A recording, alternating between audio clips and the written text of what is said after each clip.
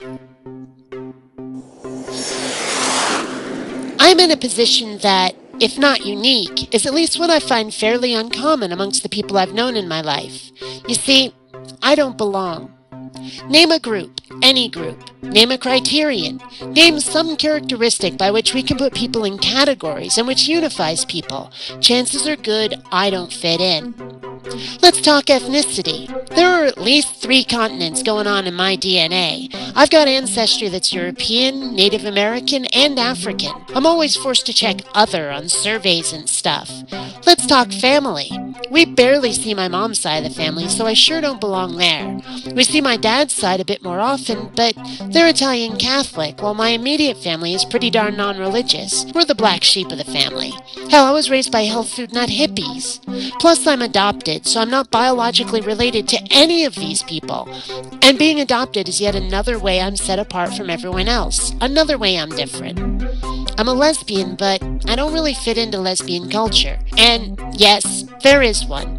I don't want to describe it because it'll sound like a bad stereotype, but suffice to say that my demeanor, looks, and interests are outside that particular mold, as if being not straight weren't enough of a way to set me apart. And it makes getting a girlfriend kind of tough too. Atheism isn't exactly a unifying force, not like religions are. Oh, sure, there's a YouTube atheist community of sorts, but it's not quite the same thing. Being an atheist makes you an outsider. And as if being a sci-fi nerd wasn't enough to set me apart from the public at large, I prefer the good guys to the bad guys, and I prefer the rebellion to the Jedi. That's rather less common than you might think. I'm also left-handed. I doubt being a southpaw is enough to unify anybody, and it's just another way in which I'm a complete weirdo, almost like icing on the cake. It's like, okay kid, just to drive home the fact that you're a freak, here's yet another way you're different.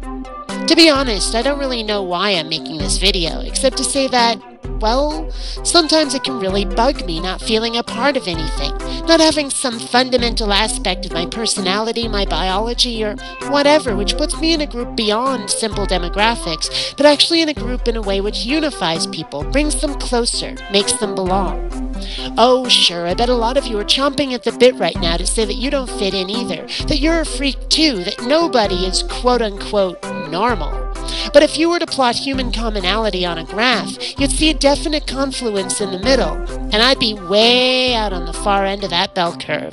That's where a lot of folks think they are, and they're really, really not. And that's actually the funny part. I see being an outsider idolized in pop culture all the time. Look at how much people like Batman.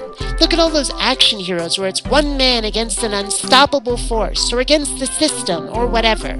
People dig loners. They romanticize ostracism. I can't tell whether this is ignorance or masochism, frankly, because being an outsider kind of sucks in real life. It's lonely and not romantic. It would be really easy for this video to just be me bitching and complaining about my lot in life, but in truth, I just want to put this out there. I have a few people I consider honorary family members, where we mutually care about each other's continued existence and value who they are on their own terms. That's pretty rare in this world, and it's great when you can find it. And if you're not someone who runs on automatic, if you're someone for whom being a freak is a benefit and not a drawback, welcome to the family.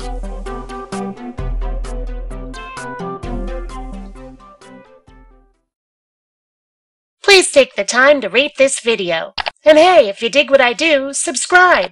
You might also enjoy my webcomic, The Adventures of Kinneara Baxter. You'll find a link in the info bar.